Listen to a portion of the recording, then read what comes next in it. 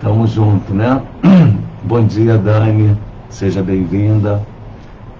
Richard, bem-vindo. Vamos iniciar nossa conversa fraterna, iniciar o nosso mês. Vamos ver como é que eu vou me sentindo e vamos dar continuidade à vida, não é verdade? Bom dia, Vera. Bom dia, Marcos. Seja bem-vindo também. Dani, minha amiga linda, maravilhosa, como é que você vai? Estou com saudade. Vera Moreira, bom dia também. Nós vamos fazer uma conversa fraterna um pouco mais breve hoje, para que eu possa perceber como estou me sentindo e a gente continuar essa nossa luta por dias melhores, não é? O pessoal já está entrando aí. Dona Ana, bom dia. Marilene, bom dia. Bom dia a todo mundo. Graças a Deus pela oportunidade de estarmos reunidos, né? E continuar nossa jornada de trabalho, começando pela conversa fraterna. Não reparem o meu cabelo muito grande, nem o meu bigodão, porque eu vou dar um tapa no visual essa semana. Aline, bom dia. Seu Luiz, bom dia. Bom dia, meu querido Marcelo. Como vai? Tudo bom, meu amigo? Seja bem-vindo, que bom te ver. Bom, é bom ver todos vocês. É muita alegria para mim poder estar junto com vocês novamente e, dentro das minhas possibilidades, recomeçar as atividades que me foram propostas, né? E que eu aceitei. Depois a gente vai falar sobre o meu estado de saúde no outro momento. Eu quero contar para vocês o que aconteceu. Tânia, bom dia, filhada linda, seja bem-vinda. Espero que você também esteja melhor. Seu José Reginaldo, Dona Conceição, bom dia. Já temos bastante gente aí online, então a gente vai começar o nosso trabalho. Desculpem o pigarro.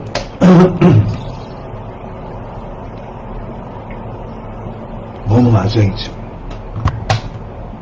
Nós vamos ler o capítulo de número 37 do livro Pão Nosso, da psicografia de Francisco Cândido Xavier, pelo Espírito Emmanuel. Vamos dar continuidade à leitura sequencial que estamos fazendo e que foi interrompida por um período breve em razão da minha necessidade de ausência para recuperação de saúde, né?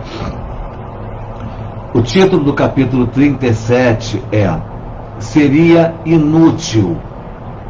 E a mensagem está contida no Evangelho, versão João, capítulo 9, versículo 27.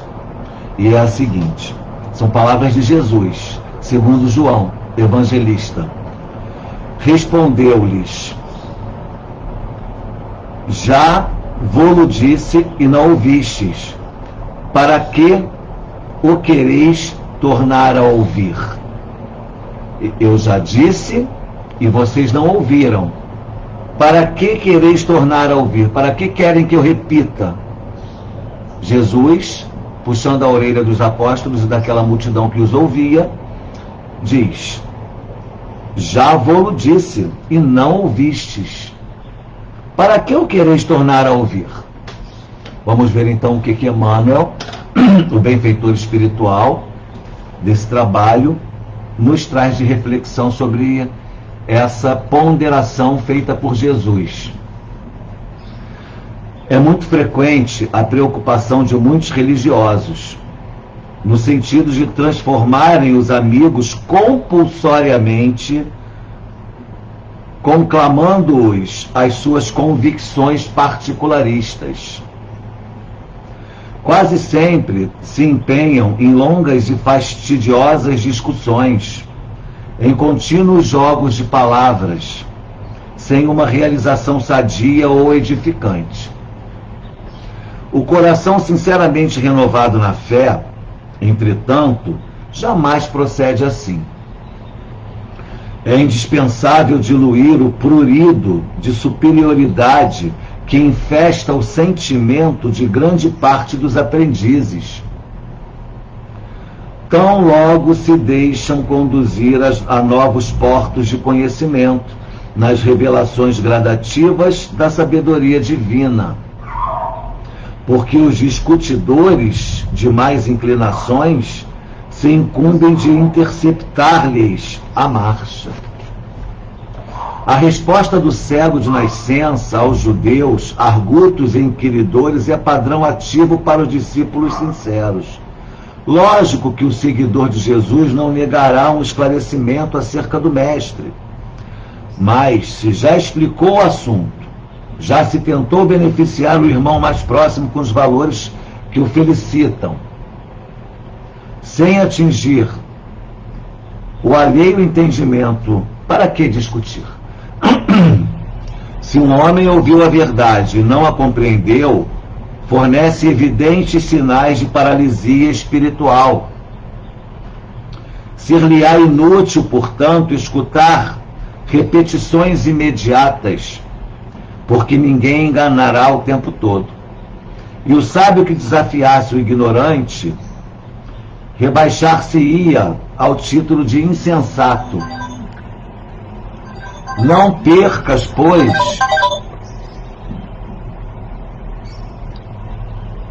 desculpem, vamos lá.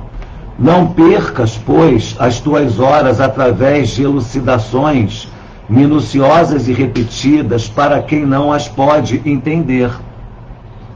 Antes que lhes sobrevenha no caminho o sol e a chuva, o fogo e a água da experiência. Olha que importante essa parte.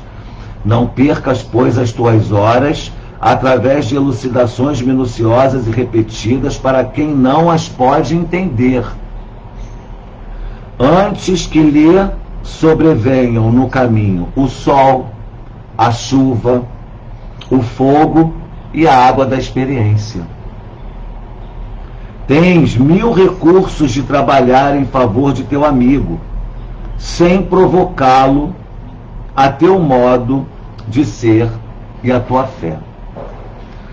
Amigos, a primeira coisa que a gente tem que lembrar, sempre quando a gente conversa sobre essa questão, é que o Espiritismo não é sectário. O Espiritismo não é uma doutrina sectária, que seja uma seita, que busque captar adeptos. O Espiritismo é uma doutrina que leva para o mundo uma informação ou várias informações, e todas elas tendo como base o Evangelho de Jesus.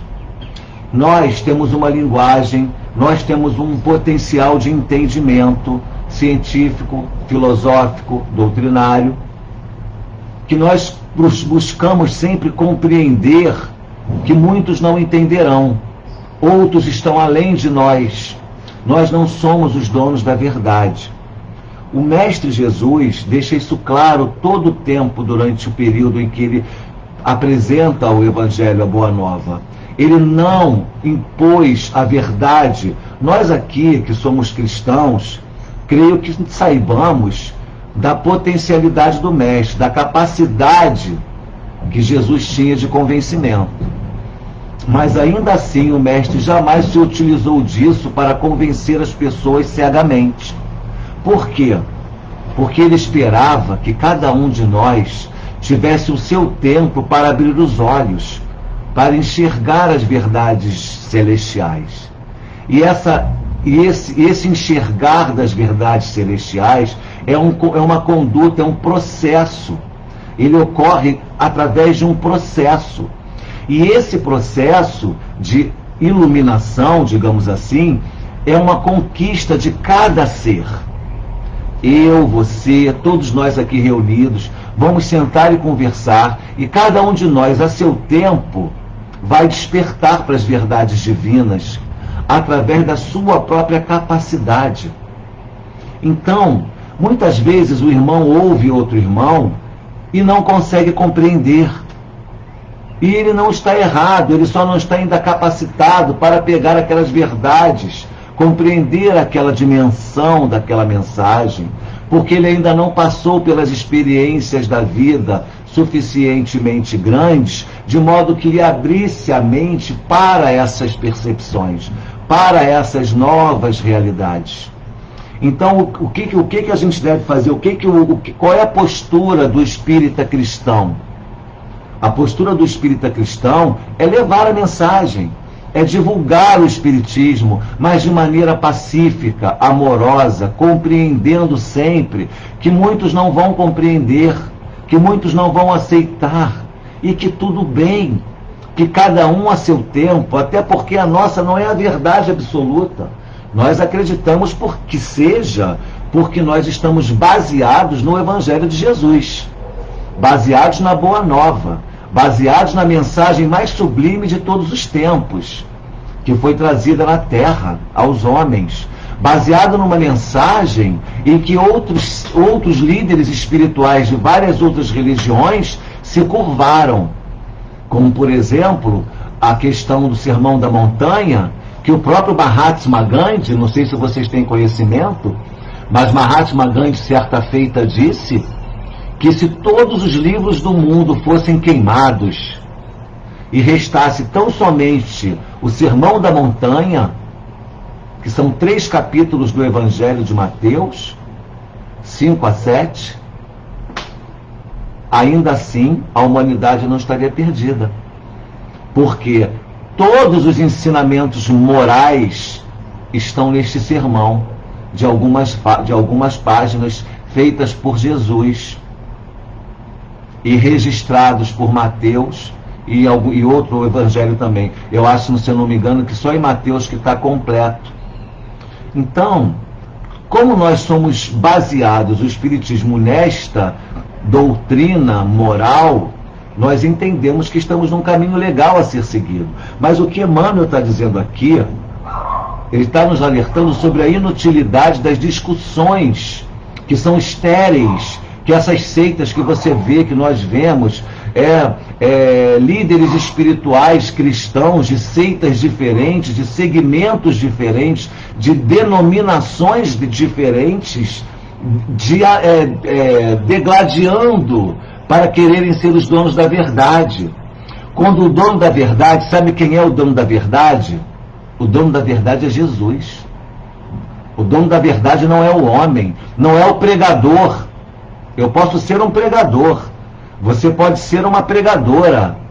O pastor fulano é pregador, o padre é pregador, a pai de santo, o budista, seja lá quem for, são pregadores, mas pregadores de uma mensagem que não foi criada por nós. Então nós somos só o quê? Porta-vozes, porque o verdadeiro dono da mensagem é Jesus, no nosso caso. Sendo Jesus o dono da verdade dessa palavra, ele na verdade ainda diz ele que ele é o verbo de Deus. Quando ele fala que ele é o verbo de Deus, a mensagem não é de Jesus, a mensagem é de Deus. Jesus só materializou a mensagem, verbalizou a mensagem divina. Nem o próprio mestre se intitula dono dessa verdade. Como eu posso, como um ser humano todo falho que sou, achar que sou dono de alguma verdade se o próprio mestre Jesus, aquele que eu sigo, disse que ele é o verbo, ele não é a verdade é Deus. Está no Evangelho isso, está no primeiro, em Marcos, você pode ler no Evangelho, e o verbo se fez homem. O verbo de Deus se materializa em homem. O filho do homem, que é o filho do Pai, que é o único filho vindo de Deus diretamente, o primogênito, até então unigênito, porque ele era o filho unigênito, o único filho de Deus, porque ele é que vem nos dizer, quando ele chega na boa nova dele, diz: olha, todos nós somos filhos de Deus, vocês são meus irmãos, vocês são filhos de Deus tal como eu sou. E aí ele passa a ser o primogênito, porque ele é anterior a todos nós. Ele é mais velho do que todos nós, é o nosso irmão mais velho. Mas ele deixa bem claro que a mensagem é de Deus e que ele veio só decodificá-la para que nós, crianças espirituais, pudéssemos compreendê-la. Então, Emmanuel chega aqui, chega para nós e nos diz: é inútil discutir, respeitemos as outras religiões, todas elas são importantes. Sabe por que todas as religiões são importantes? Porque cada uma delas tem uma linguagem, uma potencialidade para mandar a mensagem de acordo com o grau de evolução de cada pessoa que se encontre encarnada. Então, tem pessoas que precisam receber a mensagem através da Umbanda, outras através do budismo, outras através do Islã, outras através das religiões cristãs pentecostais, neopentecostais, evangélicas, protestantes, outras através do catolicismo, outras através do espiritismo. É só isso. O que a gente precisa entender e captar e analisar é se a mensagem é boa, se a mensagem traz amor, se a mensagem traz paz, se a mensagem traz edificação moral, se a mensagem traz compreensão, fraternidade, porque uma religião que traz a guerra física, não creio que seja uma religião adequada, pelo menos para mim. Mas preciso compreender que há irmãos que ainda precisam de certos berros, de certos gritos para serem despertados. Eu hoje, graças a Deus, quanto mais silêncio, mais perto de Deus eu me encontro. Quanto mais barulho, quanto mais gritaria, quanto mais histeria, menos capacidade de concentração eu consigo. Mas está nas mãos de cada um buscar a sua evolução, não é isso? E a sua paz. Hoje, ontem à noite, eu vi num programa do Fantástico que o Papa Francisco escreveu mais uma encíclica, mais uma carta de Papa Francisco, e nesta carta o nosso querido Papa, que é católico e não da nossa religião, mas nós temos um carinho grande, ele fala sobre a importância do diálogo entre religiões. Mais uma vez, o Papa Francisco traz à voga a necessidade de um diálogo interreligioso, não só ecumênico. Qual é a diferença entre o ecumenismo e o diálogo interreligioso? O ecumenismo foi criado pelos religiosos cristãos para uma conversa, um diálogo entre religiões cristãs. Por isso esse diálogo ecumênico. Então o protestante, o neopentecostal, o pentecostal, o católico, o espírita conversam entre si. Isso é um diálogo ecumênico. Agora o diálogo interreligioso ele vai muito além, porque é uma busca de um diálogo entre religiões que não sejam cristãs, das cristãs com as não cristãs. Olha que bacana. Como é o nome? Os judeus, por exemplo, não são cristãos. Nós temos que dialogar com eles.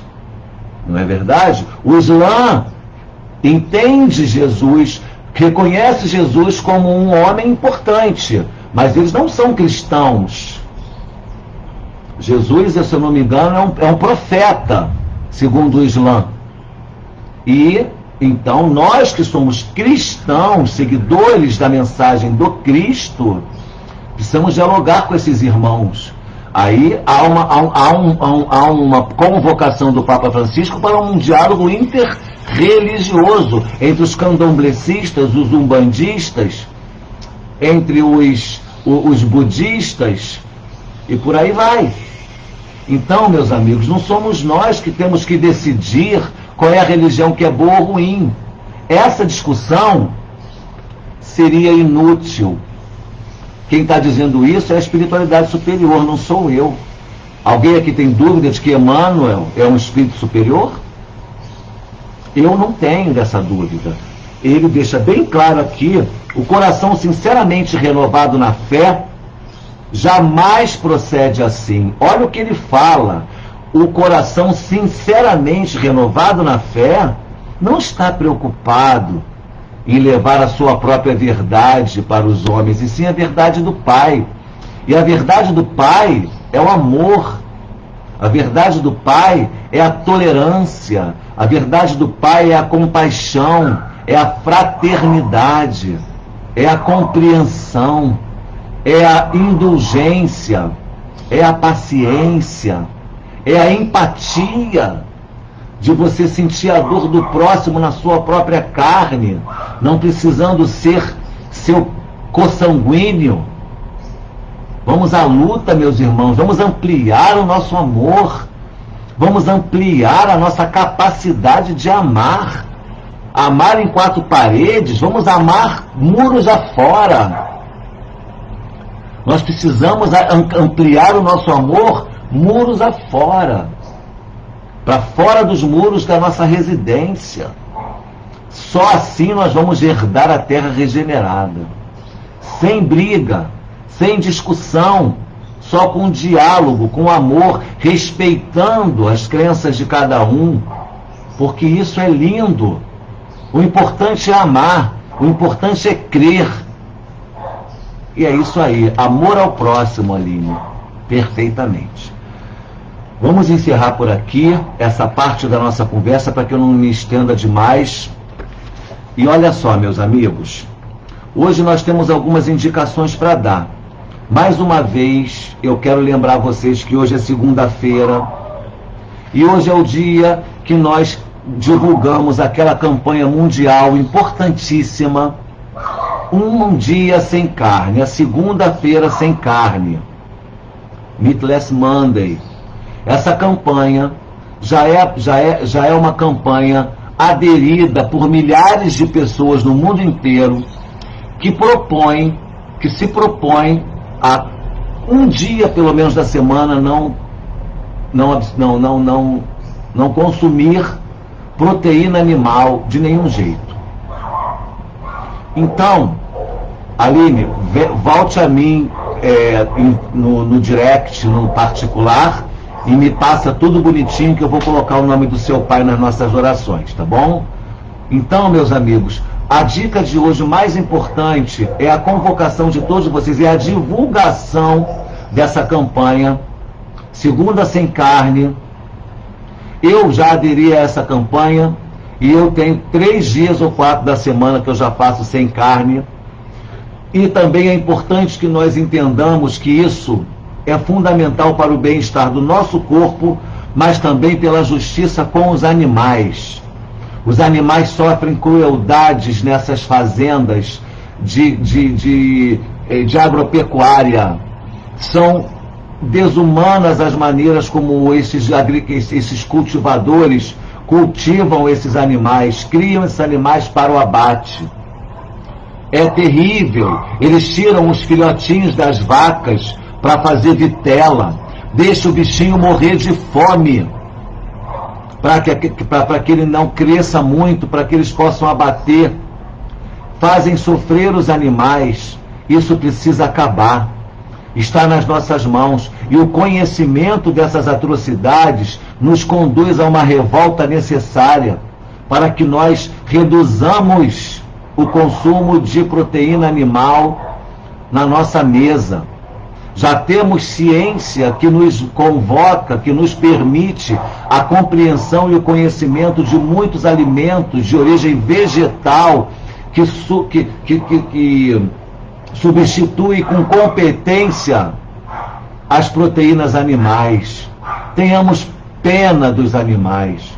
Cuidemos também de evitar os laticínios, os derivados do leite também, essa cultura do leite. Eu costumo dizer a vocês aqui, e vou repetir, o único animal mamífero que depois de adulto continua tomando leite é o homem. Todo mamífero, quando fica adulto, para de mamar. Só o homem continua bebendo leite depois de adulto. Isso é uma estupidez que precisa ser combatida. Nós não somos idiotas. Por que os animais param de consumir o leite e o ser humano não para? Por uma questão de quê? De capricho, de paladar. há outros alimentos que podem ser colocados na nossa mesa que não sejam de origem de leite, que não tenham que ser consumidos por causa do leite. Vamos pensar nisso, meus amigos. Vamos reduzir pelo menos a quantidade, tá bom? Essa é a primeira dica. Marúcia me lembrou aqui com muito bom gosto, eu agradeço imensamente.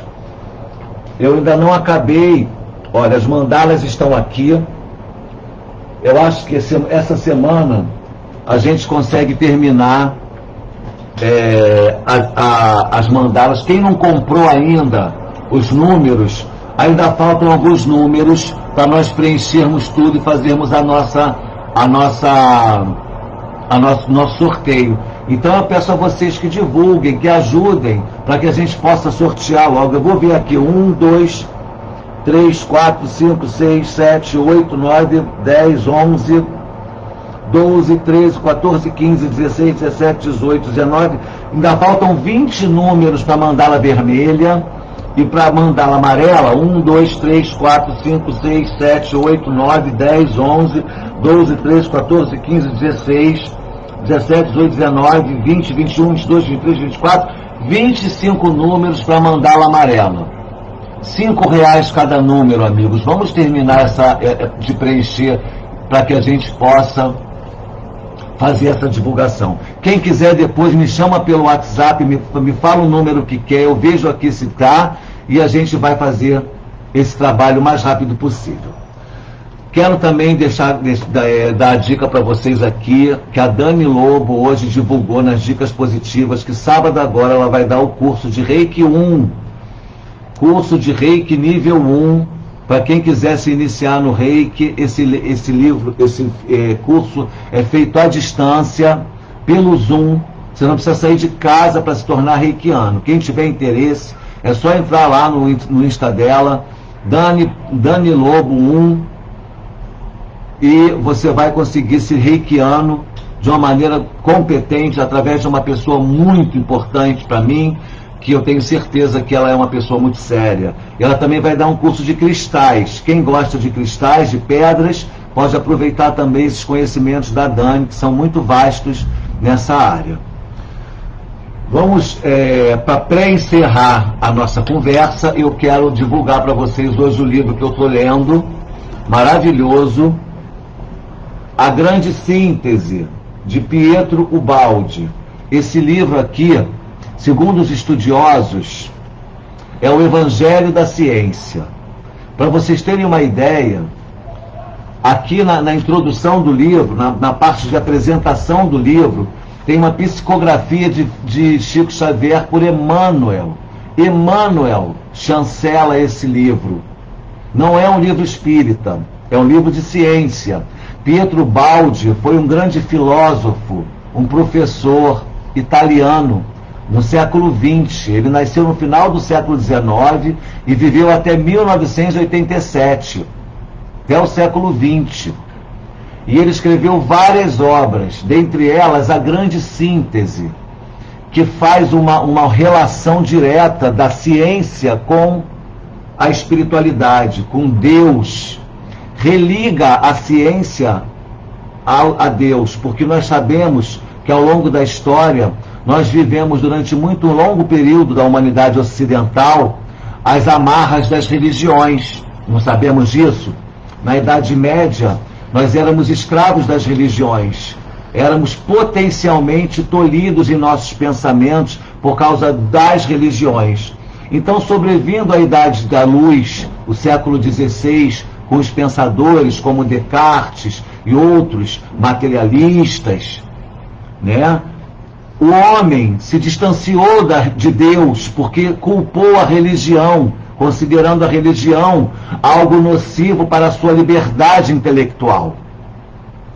Então vem o século XVII, vem a Era das Luzes, século XVIII, o Iluminismo, o pensamento científico, o pensamento filosófico livre, e o homem se divorcia de Deus.